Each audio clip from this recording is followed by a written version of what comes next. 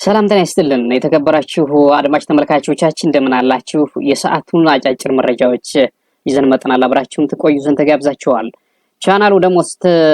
ቻናሉ ዳሞት ስታር ነው። አዲስ የሆናችሁ ተወዳጁት፣ ነባር የሆናችሁ ደግሞ ሊንኩን ለምታውቋቸው ሰዎች በፌስቡክ እና በቴሌግራም ገጻችሁ ላይ ሼር ብታደርጉልን በደስታ እንቀበላለን፣ ደስ ይለናል። ተመልካቾቻችን እስኪ አጫጭር መረጃዎች አሉ።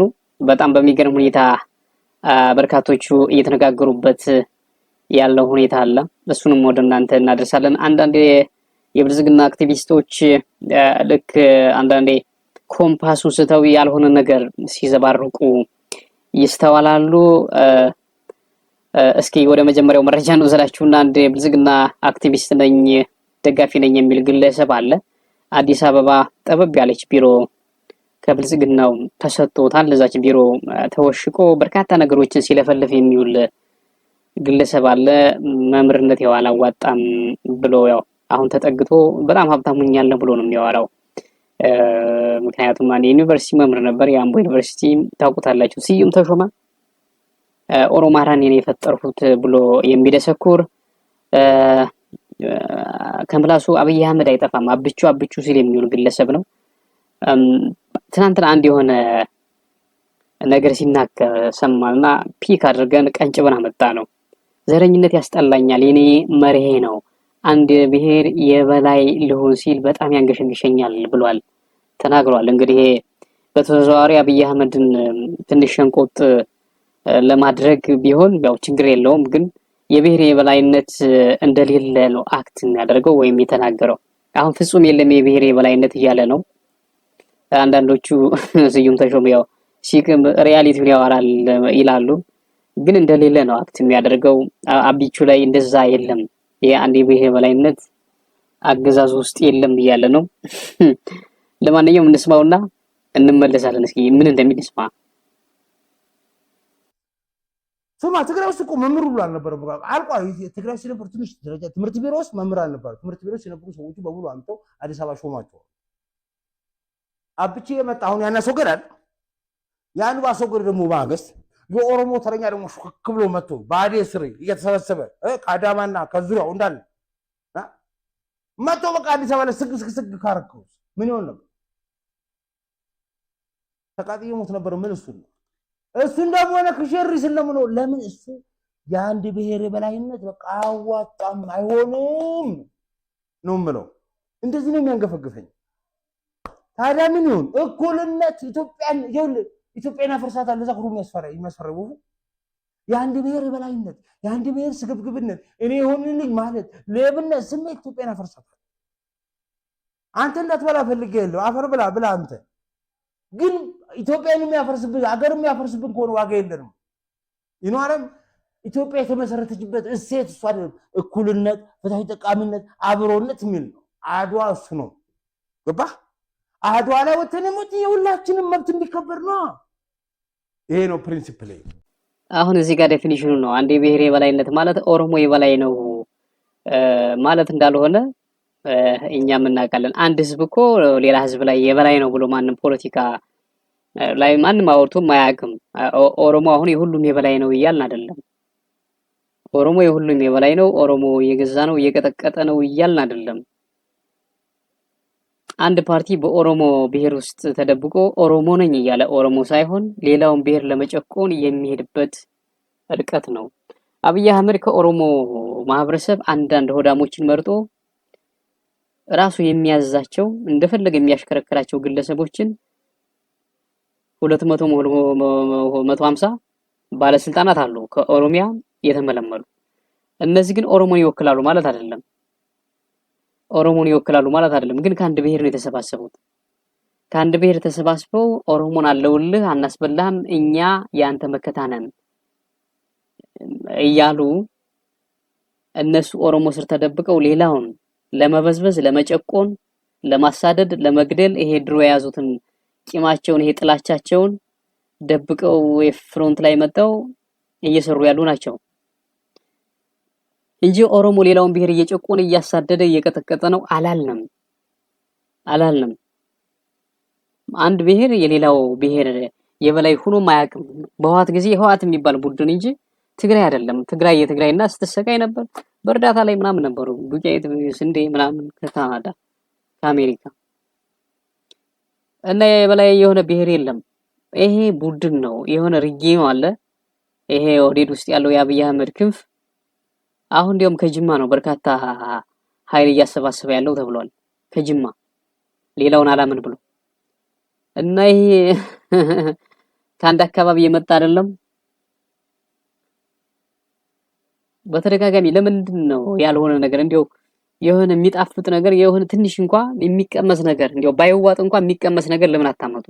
የሚቀመስ ነገር በምላስ ምናምን ቀምሰህ ዝም ብለህ የሚተፋ ነገር አለ እንደዛ። ይሄ እኮ ጭራሽ እንኳን ለመቅመስ እንኳን እንትን የማትለው ነገር እኮ ነው የምታወራው። እኔው አብይ አህመድ ከኦሮሞ ማህበረሰብ ፒክ ያደረጋቸው ሆዳሞች አሉ፣ ግን ኦሮሞን የበላይ እያደረግነው ነው ብለው ነው አክት የሚያደርጉት። ኦሮሞ የበላይ አይደለም። አሁን እናውቃለን። ይህን ኮንሴፕት መለየት አለብህ። ዝም ብለህ የቃም እየመጣ ዝም ብለህ ብትዘባርቅ ማንም አይሰማም። ያው የሚሰማ እዛው ራሱ የሚከፍል ነው፣ የሚከፍል ካድሬ ነው ቁጭ ብሎ ምናምን ተኝቶ ምናምን የሚያይ። እንቀጥል። አንድ ደግሞ ግለሰብ አለ፣ ምን እንደሚል ልስማው እስኪ። ይሄ ኃይል ማን ነው ብለናል? ዲፋይን ሲደረግ እንዳትሳሳቱ፣ ህወሓት ብቻ አይደለም። ዴፊኒሽኑ ላይ በደንብ እያስተዋላችሁ እንድትሄዱ ፈልጋለሁ። ቆሞ ቀሩ የህወሓት ቡድን እኔ አስኳል እምላችሁ ማለት ነው። ሁልጊዜ የበሰበሰ አስኳል ሲበሰብስ በጣም መጥፎ ነው። ባይዘው በቃ ምንም ማለት ፈርታይል አይሆንም ማለት ነው። ራሱን እየበላ ነው የሚሄደው ሲበሰብስ አስኳል። ሶ ይሄ አስኳል አንዱ ትልቁ ችግር እነሱም ያመኑት ዛሬ ሊናደዱ የሚችሉት አሁን ይሄን ሲሰሙ ይናደዳሉ። በውስጣቸው እኮ ተነጋግረውታል። ጌታቸውም እኮ ነግሮናል። ከበሰበሰ ለምን አተውትም ማለት በሰበሰ ካሉ አሁን ህዋት ለምንድን ነው እየደጋገሙ የሚያነሱት? እኔ እኮ በጣም የሚገርም ዱቄት ነው ተበትኗል አሉ ተመልሰው እዛው አሁን በስብሷል እንደ እንቁላል ገምቷል ምናምን ራሱን እየበላ ያለቀለት ነው ምናምን ምንም ጥቅም የለው ምናምን አሉ። አሁንም እዛው ላይ ምን አይነት አጀንዳ ነው የምታመጡት? አሁን ይሄ ኤርሚያስ ለገሰ የሚባል ግለሰብ አዲስ ቀንድ ያወጣ የብልጽግና ደጋፊ ነው እና የሚያወራው ሁሉ ምንም ሳብስታንስ የሌለው እንዲያው እስኪ በመካከለኛው ምስራቅ ሚድል ኢስት ጦርነት ተከስቷል አይደል? አሜሪካና እስራኤል ኢራን ላይ ጥቃት ፈጽመዋል። ኢራን አጸፋዊ እርምጃ እየወሰደች ነው። ሁለቱ ሀገራትን እንትን እያሉ ነው፣ ሌሎች ሊገቡበት ነው። እንዲያው ትኩረት ምን አይነት ጥላቻ ነው ይሄን ያክል? በቃ አላድላ አሁን ኤርሚያስ ለገሰ ፋኖ ሳይል አይውልም። በቃ ዴይሊ ነው። እንዲያውም አልፎ ነው ስለዋት የሚያወራው። እስኪ መካከለኛው ምስራቅ ተዘጋግቷል። መርከብ እያለፈ አይደለም። የተለያዩ ሸቀጦች የተለያዩ ወደ ሀገራት ምናምን የሚዘዋወሩ ነገሮች፣ መድኃኒት፣ ምግብ፣ ሌሎች ምናምን እርዳታዎች በተለይ ይሄ ዋናው ኃይል ነዳጅ እየተላለፈ አይደለም፣ ቁሟል። 5 ቀን ሆነው ኢራን ዘጋቸው። ሆርሙዝ የሚባለው ተዘግቷል። እንደው ስለዛ እስኪ ትንሽ አውራ እስኪ። ኤቭሪቲንግ እዛ ከቆመ ይቆማል እኮ። ነዳጅ ከሌለ ካልገባ በእግርህ ዳዴ ያልክ እንደምትሄድ አታውቅም አንተ አሜሪካ ስለተቀመጠ ነው። እንደው ትንሽም እኮ ይወራል እኮ ይሄ በጣም አሳሳቢ የሆነ ጦርነት ስለሆነ ስለ ኢራን አሜሪካ ይወራል እኮ። ኤቭሪቲንግ እኮ ወደ ሌላ እየተቀየረ ነው። ኢራን የአሜሪካን ኤምባሲ በኳታር፣ በኩዌት፣ በተባበሩት አረብ ኤምሬትስ፣ በሳውዲ አረቢያ፣ በኦማን፣ በሊባኖስ እየደበደበች ነው። በሚሊዮን የሚቆጠር ሚሳኤል አለኝ እያለች ነው። በቃ የደበቀችውን ሚሳኤል እንደ ጉድ እያዘነበች ነው ወደ እስራኤል። ይህ ምንድነው አፍሪካ ላይ በጣም ኢምፓክት እንዳለው ይታወቃል። እዚህ ዝም ብለህ ቂጡን ላልደረገ ተራ እንትን እዛ ሐዋሳ ስታዲየም ላይ አቧራ ስላቦነነ እንትን ይመስላል እንዴ? አብይ አህመድ አልቆለታል። በቃ ኦሬዲ አልቆለታል። ምንም ኃይል የለውም። ልክ በቃ ኃይል እንዳለው አክት የሚያሳይ ዝም ብሎ ነው። አንድ ሁለት ጀት አሉት የሆነች 74 ድሮን አንድ 3 አሉት እነሱን ለማስፈራራት መቼም የኢትዮጵያ ህዝብ ጀት አይቶ አያውቅም ብሎ ይሁን ድሮን አይቶ አያውቅም ብሎ ይሁን ለማስፈራራት በዚህ በገጠራማ ማህበረሰብ ላይ ገበያ ላይ ሲወጡ ባናታቸው ላይ ድምጹን ከፍ አድርጎ ምናምን እንትን ይላል። አሁን ይሄ ደግሞ ደጋፊ ነኝ የሚለው መጥቶ የሚያወራው ዝም ብሎ የሚያስጠላ ከህወሓት ለምን አትወጣም የተቸነከረ ብሎ አወራሉ ትናንትና አብይ አህመድ ህወሓትን እኛ የህወሓት ደጋፊ አይደለንም አቋማቸው ነው እንዳንተ እዚህ ጋር ታይተው እዛ አይታዩ ጠዋት ላይ የሆነ ቦታ ታይተው ከዛ ተገልብጦ እንዳንተ መሆን አለበት የግድ ያቋም ሰው ናቸው በቃ ንቅንቅ ያሉ ማንነታቸው እንዲዋረድ በታሪክ ምናምን እንዲጻፍ አይፈልጉም እንደ ወስደ 4 ኪሎ ምናምን ልታላግጥበት እንደ ጌታቸው ረዳ በደብረጽዮን ንቅንቅ የለም አሁን ይሄ መጣና ያቀረሻል ኤርሚያስ ለገሰ የሚባል ኦሮሞነቱ ጎልቶ ወጥቶበት እስኪ ይቀጥል ለማንኛውም ይሄ ምንድነው መሰረታዊ ምክንያቱ ቆሞ ቀርነት ነው ይሄ መሰረታዊ ምክንያቱ ምንድነው ተቸካይነት ነው የዚህ መሰረታዊ ምክንያት ምንድነው ተጣብቆ የቀረ ለውጥን ኢንተርቴይን ማድረግ አመለካከት ነው ለውጥ አለመውደድ ነው ለውጥ ቼንጅ ሬዚስታንስ ናቸው ባይዘው እነዚህ ሰዎች እሪኩ ማይሰለቸው ነው አሁን ይሄ ስለ ህወሓት ሲያወራ እንዲው መመርመር አለበት ይሄ ኩላሊቱ ምናምን ይሄ ውስጣዊ ደዌው ምናምን ምን ያድርጉሽ አሁን እኔ እየደግፉ አይደለም ህወሓትን ባይዘው እየተናገር ያለው እየደግፉ አይደለም ሪያሊቲውን ማውራት ያለብን ምን ያድርግ አሁን ለምሳሌ ህወሓት የኔ ነው ብሎ ያሰበው ወልቃይትና ራያ ተወስዶበታል ማንንም እዛ ቦታ ላይ ቢሆን መልሶ ለመውሰድ ፋይት ያደርጋል ይሄ ሰዋዊ ባህሪ ነው የነሱ ነው ያለው አይደለም በታሪክ ወልቃይት የጎንደር እንደነበርና ራያ የወሎ እንደነበር ይታወቃል ግን በእነሱ ስር የነበረ ነው ዝም ብሎ ሲወሰድባቸው ዝም የማለት እንትን ይሄ ሰዋዊ ባህሪ ስላልሆነ መልሰው ለመውሰድ ወይንም ፋይት እንደገና ስትራግል የማድረግ እንትን የሰው ልጅ ባህሪ ነው ይታወቃል እኮ ሲቀጥል ወልቃይትና ራያን አብይ አህመድ እንደማጋጫ የተጠቀመበት እያወቅ አንተ አክቲቪስት ነኝ ምናምን ብለህ መተዋራው አብይ አህመድ ምን እያደረገ ነው እስቲ መጀመሪያ እሱን አውራ አብይ አህመድ ይሄን እያደረገ ነው ይሄን በጨለምተኝነት የምትሄድ አክቲቪስት ባላንስ አድርገህ እስኪ አውራ አብይ አህመድ ምን እያደረገ ነው ለማጋጨት ምንድነው ተከዚህ ዝም ብሎ ማስታጠቅ ምንድነው የትግራይ ነፃ አውጭ ብሎ ከመከላከያ ውጭ ሌላ ማሰልጠን ምንድነው ነው አሁን ይሄንን ስመልስ ለምንድነው ከመከላከያ ጋር የማይከላከሉት እነዚህ ለብቻ ምንድነው ለማገጨ ሁለቱን ክልል አማራና ትግራይ ለዘላለም እንዲጋጩ በእነዚህ መሬቶች ማመቻቸት ምን ማለት ነው አሁን ይሄ መሪ ነው ደግሞ እኮ የሚታወቅ ነው ህፃን ልጅ የሚያውቀው ምናምን በጣም እየተሳቀበት ሁሉ እየተባለ እንደዚህ አይነት መሪ ነው ያለው እስኪ ይከተል ለማንኛውም ይሄ ይከተል ምን እንደሚል ፕራግማቲክ ይሁኑ አይሁኑ አይደለም እኔ ስለ ፕራግማቲክ የራሱ የሆነ ሊሚት እንትንም አለኝ ሪዘርቬሽንም አለኝ ጥሩም ብለ ማላዋላ በአንዳንድ ነገሮች ሁሉም ነገር ፕራግማቲክ መሆን አለባቸው ወይ የራሴ ሪዘርቬሽን አለኝ የሆነ ሆኖ ግን የአይዲዮሎጂ ሁሉም ሰው ደግሞ የአይዲዮሎጂ እስረኛ እንዲሆን ደግሞ አልፈልግም የሆነ ነገሮች ግን አይዲዮሎጂካል መሆን አለባቸው ብዬ ደግሞ ማምነዋል የጊዜው የኔን እምነት ላስቀምጠው ግን እነዚህ ሰዎች ቆሞ ቀር ናቸው በቃ ተቸንክረው የቀሩ ናቸው መሬት መውረድ አልቻሉም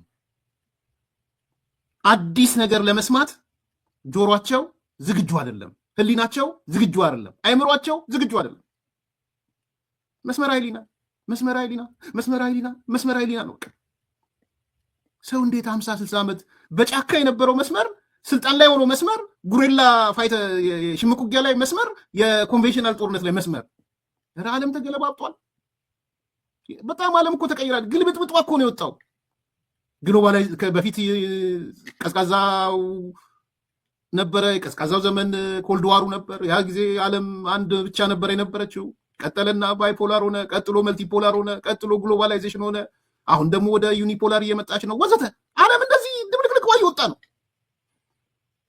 ከርቤቱ እየወጣ ነው ዓለም እነዚህ መስመርን ኃይልና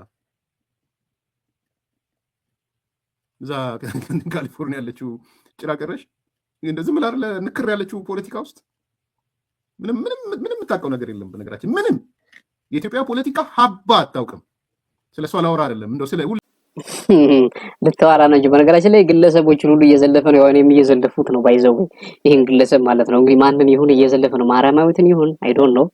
ስለ ህወሓት ምናምን የምታወራ እሷ ናት። አሜሪካ ቁጭ ያለች አንድ ማርያማዊት ትባላለች። የራሷ ዩቲዩብ ቻናል ከፍታ አብይ አህመድ የምትቃወም እሷን ይመስለኛል። አይ ቲንክ ኤኒሃው መስመሪና ምናምን እያሉ ህወሓቶች እንትን ይላሉ ነው የሚለው። እነሱ ያውቃሉ እኮ ነው ተቸካይ አቋም እንዳላቸው እንደማይሽለጠለጡ ይታወቃሉ እኮ እነሱ ይታወቃሉ። ግን ሪያሊቲው ተጨባጭ ሁኔታውን ስታይ ደግሞ አብይ አህመድ የራሱን ከኦሮሞ ማህበረሰብ እያደራጀ ለምንድነው ገዳ ኮማንዶ የሚደራጀው በአዲስ አበባ? ይሄን መልስ ለምንድነው ማነው ባለ ሳምንት እያሉ በየወረዳው ምናምን ኦርቶዶክስ ይሁን የሚታረድ ለምንድነው? አውራ እስኪ አሪሲያውን ስለሚፈጸም እስኪ አውራ አንድ ደቂቃ እንኳን እስኪ አውራ። አይንህን እያውረጠረጥክ ልክ በቃ እንደ ፍትሃዊ እንደሆነ ሰው ምናምን ታወራለህ። ባላንስ አድርገህ ምናምን እስኪ አውራ ትንሽ እንኳን። ነጭ ሽበት እየወጣብህ ነው። ትልቅ ነው፣ ጥሩ ተወጣና ትልቅ ሰው ነው፣ ልጆች አሉ።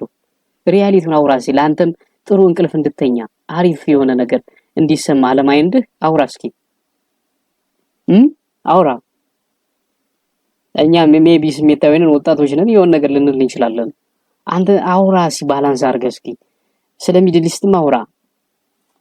ነገሮች ከተቀየሩ ሌላ ነገር ሊፈጠር እንደሚችል ይታወቃል። ሚድል ኢስት የሆነ ነገር ከተፈጠረ አፍሪካ በሙሉ ሌላ እንትን ውስጥ እንደሚገባ ችግር ውስጥ እንደሚገባ ይታወቃል። ዓለም በሙሉ እንደሚመሰቃቀል ይታወቃል። ይህ ለዝም ብለህ አትቀባጥር። መስመሪና መብታቸው ነው አቋም። የአብይ አህመድ ምን እያደረገ ስለሚያውቁ ጠንቅቀው ስለሚያውቁ አብይ አህመድ በምስራቅ አፍሪካ ገኖ ለመውጣት የራሱን ስቴት ለመመስረት ጥረት የሚያደርግ ነው።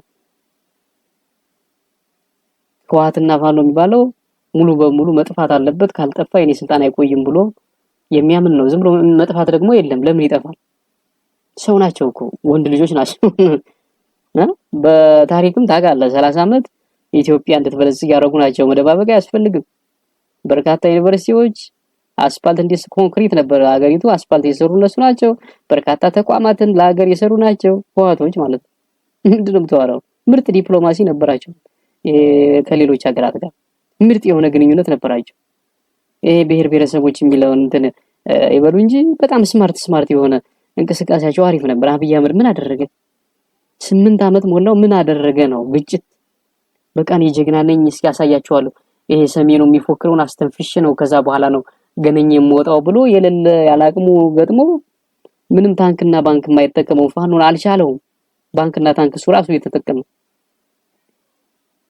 ተመልካቾቻችን እስኪ ደብረጽዮን ሰሞኑን እኮ ፎክራለች። ማን ይስማት? ደጽዬ መቀሌ እኮ ፎክራለች። የአድዋ በዓል ሲከበር መስመሪና ብላለች። በነገራችን ላይ ከአቋማችን ንቅንቅ የለም፣ እኛ እጅ አንሰጥም። የትግራዋይ ታሪካችን በጣም የተለየ ነው፣ ስፔሻል ነው። አንድነታችን አጠናክረን መቀጠል አለብን ብሏል እና የሆኑ ጋዜጠኞች ሙድ ላይ መያዝ ሞክረዋል ደብረጽዮን ንግግር ላይ።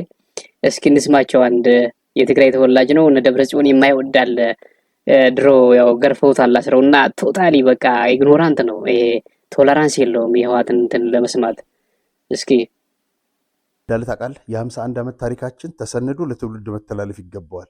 በአድዋ በዓል ላይ ነው የእሱን 51 እና ታሪካችንን እንጠብቅ ሲባል በታሪክ ለመኖር አይደለም፣ በታሪክ ነው እንጂ የምትኖረው 51 ዓመት ሙሉ 51 ዓመት የህወሓት ጉዞ እያላችሁ።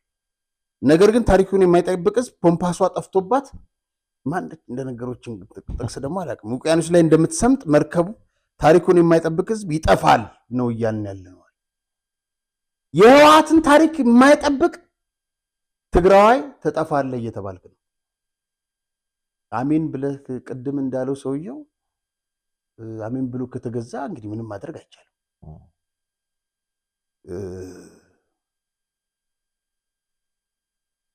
ከእግዚአብሔር በላይ እነዚህን የምታመልክ ከሆነ ምንም ማድረግ አይቻልም። እንግዲህ ፈጣሪን በመፍራት ሃይማኖት ያለበት ሀገር የሚባለው ትግራይ ነው አይደል? ስለዚህ አይ የለም የደብረጽዮንን ቃል ሰማለሁ፣ የህወሓትን ቃል ሰማለሁ፣ እነሱ ከሌሉ ጠፋለሁ ምትል ከሆነ መንገዱን ጨርቅ ያርግልህ እንጂ ግልጽ ነገሩት። እኛ ከሌልን ትጠፋለህ። ታሪኩን የአድዋ ድል የትግራይ ህዝብ ጀግንነት መገለጫ ነው አለ። የትግራይ ህዝብ ድል የድል አክሊል የደፋ ጀግና ህዝብ ነው። ተጠቃሎ ሲታይ የትግራይ ህዝብ መንካት ማለት መስዋዕትነትና ሌላ ዋጋ ቢከፍልም ማለት ለባርነትና ለመገዛት አሜን ብሎ ለመቀበል ፍጹም የማይታሰብ መሆኑ ለወዳጅም ለጠላትም በተደጋጋሚ ያረጋገጠ ህዝብ ነው የትግራይ ህዝብ።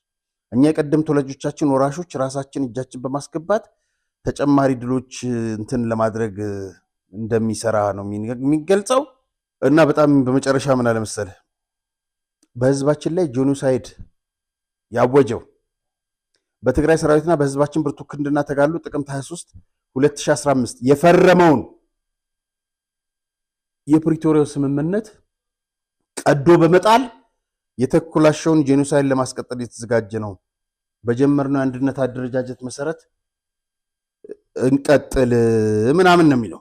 በዚህ በደብረ ጽዮን ዙሪያ አንድ ከፍተኛ ባለስልጣን አስተያየት እንዲሰጡኝ ጠየኳቸው። በጽሁፍ የሰጡኝን አስተያየት ቃል በቃል ልንገርህ። ይህ ሰውዬ ምንድን ነው የሚፈልገው? የትግራይን ህዝብ ከኢትዮጵያ ለመገንጠል ከሆነ ኢትዮጵያ ማለት ራሷ ትግራይ ነች አለ። ወዴት ነው ባለቤቱ የሚገነጠል? ደብረጽዮን ኤርትራዊ ስለሆነ የባንዳ ዘር ነው። ትግራዋይ ባንዳ አይደለም፣ ነገር ግን ባንዳ ሰርጎ ገብቶበታል። ደብረጽዮን አሉላ ሐውልት እንዲቆምለት ከልክሎ በአሉላ ሊኮራ አይችልም እኔ ያሉኝ። ይሄ ግለሰብ ይሄ ጋዜጠኛ ማን እዚህ ጋር ስሙን በሌላ ቀን እናመጣዋለን። ኤኒሃው ደብረጽዮን ተሸንካሪ ተብላ የምትጠራው ደብረጽዮን አቋሟን ግልጽ አድርጋለች። የፕሪቶሪያው ስምምነት አልተፈጸመም፣ ያው እንገጥማለን ታሪካችንን እናስመልሳለን ብላለች። እንግዲህ ይህን የምታደርገው አጋጣሚዎቹን ተጠቅማ እንደሆነ ያው በተደጋጋሚ ይነገራል። ፋኖ አለ፣ አብይ አህመድን ጦር እየቀቀለው ነው፣ ሻዕቢያ፣ ሱዳን፣ ሌሎች እንደነዚህ አይነት አጋጣሚዎችን ተጠቅማ አብይ አህመድን ማዋረድ እና ከስልጣን ማባረር ትፈልጋለች። መብቷ ነው። ምክንያቱም ምክንያት አለ። ምክንያት ስላለ ነው። አንደኛ ወልቃይትና ራያ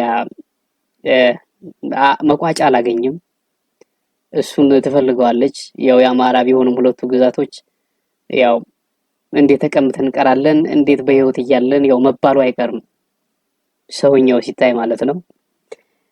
ኤኒሃው እስኪ ጦርነቱ ይጀምራል አይጀምርም እና ይሆናል። እስኪ ወደ ሌላ መረጃ እንውሰዳችሁ። አንድ በአማራ ክልል የቆየ ትግራዋይ ሰው ነበር ከፋኖ ጋር ተቀላቅሎ ትግል ሲያደርግ የነበር ወደ መቀሌ ሄዶ ኢንተርቪው አድርጓል። ይህ ግለሰብ በሸዋ ነው ሲንቀሳቀስ የነበር። እንግዲህ ፋኖ ፊት አውራሪ ሆኖ ወደ አዲስ አበባ ይገባል ብሏል። ፋኖ ከትንሽ ተነስቶ አሁን መጨረሻ ላይ ትልቅ ሆኖ ግዙፍ ኃይል እንደሆነ መስክሯል። በርካታ አደረጃጀቶችን አብሬ ከፋኖ ጋር